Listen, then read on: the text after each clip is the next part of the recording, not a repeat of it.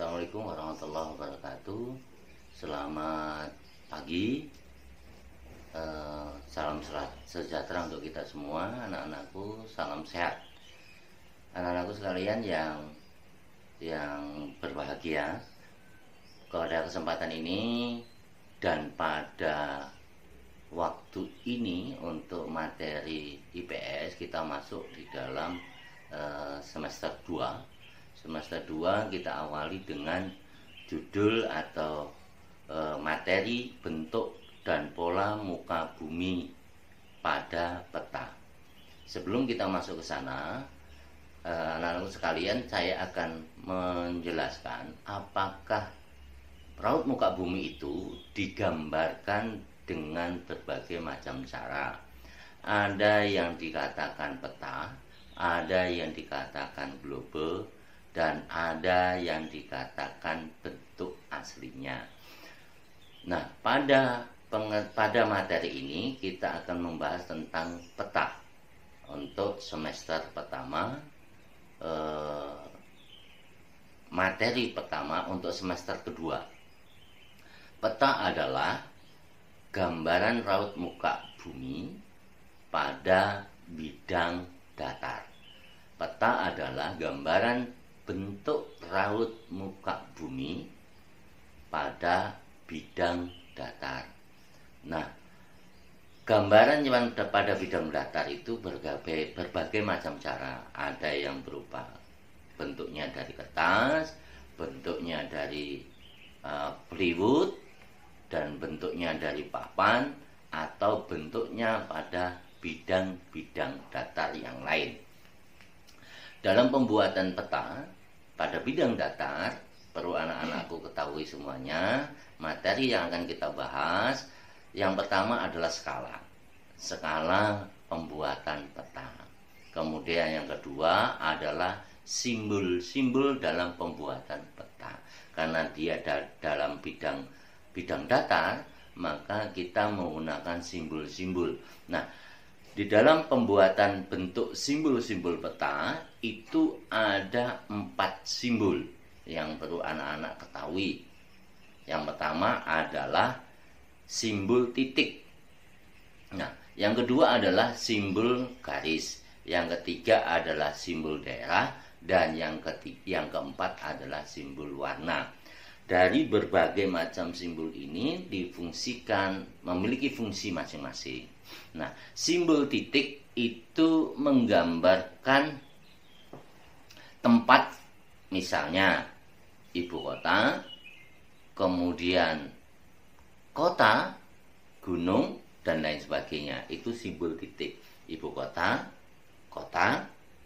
gunung, dan lain sebagainya. Kemudian simbol garis itu menggambarkan wilayah, kemudian jalan, dan lain sebagainya. Itu wilayah, jalan, dan sebagainya. Nanti simbol garis itu ada yang tipis, ada yang tebal. Kemudian yang ketiga adalah simbol daerah. Itu menggambarkan daerah, misalnya daerah pemukiman padat, daerah pemukiman tidak padat, atau daerah kota, atau daerah desa. Yang keempat adalah simbol warna. Simbol warna itu ada 5 simbol warna yang dipakai dalam pewarnaan pembuatan peta. Yang pertama adalah simbol biru. Simbol biru itu menggambarkan laut. Nah, simbol biru itu ada 2 macam simbol biru, ada biru muda dan ada biru tua. Nah, kalau biru muda itu menggambarkan bentuk laut dangkal. Kalau biru tua itu menggambarkan bentuk laut dalam. Nah, laut dangkal itu kedalamannya antara 300 ke bawah. Itu bentuk laut dangkal sampai ke pantai. Itu laut dangkal. Laut dalam kedalamannya lebih daripada itu. Nah, kalau laut dalam itu bentuk pewarnaannya, simbol warnanya itu adalah biru tua. Yang kedua adalah simbol warna. Ini pembagian yang kedua adalah hijau. Hijau itu menggambarkan daerah rendah. Hijau menggambarkan daerah rendah. Jadi kalau kita melihat dataran-dataran rendah, itu biasanya banyak tumbuhan-tumbuhan hijau. Nah, kemudian daerah dataran tinggi itu digambarkan kekuning-kuningan. Nah, kekuning-kuningan. Kalau di dalam peta nanti kita lihat itu ada gambar kuning, itu berarti dia memiliki penjelasannya adalah dataran tinggi. Kalau dia warna hijau itu menggambarkan dataran rendah. Nah, tadi sudah kita bahas simbol warna ada 3. Satu saya ulangi, biru, kedua hijau, ketiga kuning. Keempat adalah coklat. Kalau coklat itu menggambarkan gunung atau pegunungan. Nah, anak-anak sekalian harus bisa membedakan antara gunung dengan pegunungan.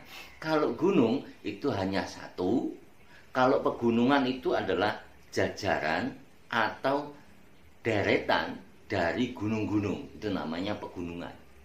Nah, kalau pegunungan itu di atasnya dataran tinggi. Nah, itu digambarkan adalah warna coklat. Nanti kalau di peta ada warna coklat memanjang, itu berarti pegunungan. Kalau gunung itu bentuknya segitiga, bentuknya di peta itu segitiga, gambarnya warnanya coklat. Itu berarti dia gunung. Nah, berarti dia berdiri satu. Kalau pegunungan tuh di peta nanti ada warna coklat memanjang, itu berarti jajaran pegunungan, jajaran gunung yang disebut dengan pegunungan. Yang kelima adalah simbol warna adalah putih. Putih itu menggambarkan daerah tinggi atau pegunungan yang tinggi yang ditutupi oleh salju. Jadi ada dataran yang paling tinggi. Nah, mungkin di atas pegunungan yang paling tinggi, nanti pegunungan jajaran, kalau pegunungan yang rendah itu warnanya coklat. Kemudian nanti yang paling tinggi, pegunungan jajaran gunung yang paling tinggi itu warnanya putih. Nah, berarti kalau putih itu berarti pegunungan yang tinggi. Nah, itu digambarkan dengan warna putih. Jadi ini penjelasan awal dari membuat peta untuk menggambarkan raut muka bumi kita. Jadi saya ulang bahwa pembuatan peta yang penting yang pertama adalah skala. Skala, mau dibuat skalanya berapa. Kemudian yang perlu juga sangat penting, karena dalam kita membaca peta harus mengetahui, harus paham dengan simbol-simbol. Dalam pembuatan peta, saya ulangi, dalam pembuatan peta itu ada 4 simbol. Yang pertama adalah simbol titik, kedua adalah simbol garis, yang ketiga adalah simbol daerah, yang keempat adalah simbol warna. Simbol titik saya ulangi untuk menggambarkan ibu kota, kota, dan sebagainya. Nah, kemudian simbol garis itu menggambarkan sebagai jalan, wilayah, sungai, wilayah, jalan, itu simbol garis. Nanti di dalam simbol garis ini ada garis tipis, putus-putus, ada garis tebal, putus-putus, ada garis tebal memanjang. Nah, nanti pemakaiannya beda-beda. Kalau garis tipis, garis kecil, putus-putus itu jalan. Kalau garis tebal memanjang itu sungai. Kalau garis tebal kemudian putus-putus, itu adalah batas wilayah. Nah, batas wilayah. Jadi simbol garis itu ada dipakai menjadi 3. Jalan, sungai, dan batas wilayah. Kemudian yang ketiga adalah simbol daerah. Simbol daerah itu adalah untuk menggambarkan pemukiman, antara pemukiman padat dan pemukiman tidak padat. Misalnya pemukiman di kota dengan pemukiman di desa. Itu simbol daerah. Kemudian yang keempat adalah simbol warna. Simbol warna dibagi menjadi 5. Ada simbol biru, warna hijau, warna kekuning-kuningan, terus warna coklat dan warna putih. Saya ulang, simbol warna dibagi menjadi 5. 1, biru, kemudian hijau, kemudian kekuning-kuningan, coklat dan putih. Nah, biru itu menggambarkan laut, ada biru tua dan biru muda. Biru tua itu menggambarkan laut dalam dan biru muda menggambarkan laut dangkal. Kemudian hijau itu menggambarkan dataran rendah.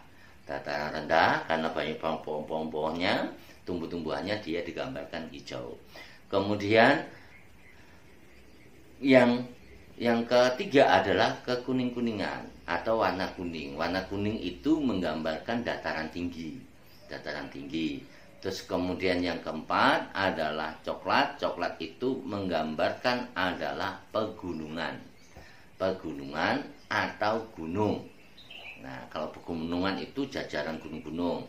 Terus kemudian putih, di atasnya warna coklat yang lebih tinggi. Dia berarti di situ akan timbul, akan terlihat awan, kemudian terlihat salju. Maka dikatakan dia digambarkan sebagai warna di dalam pembuatan peta warnanya putih.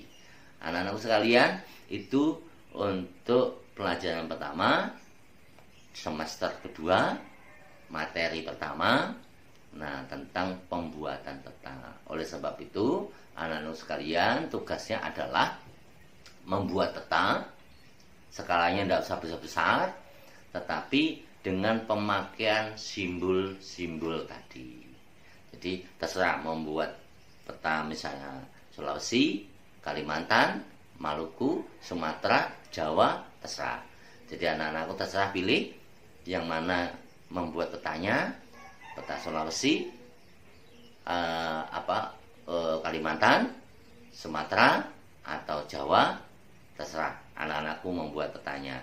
Jadi pilih di pulau-pulau Indonesia, dibuat peta pada lembar ukuran 50 kali 50 cm kali 50 cm. Tidak usah lebar-lebar. Jadi kalau beli kertas karton selembaran itu bisa dibagi 2. Nah, itu saja dengan menerapkan simbol-simbol tadi. Nah, ini tugas kalian di rumah.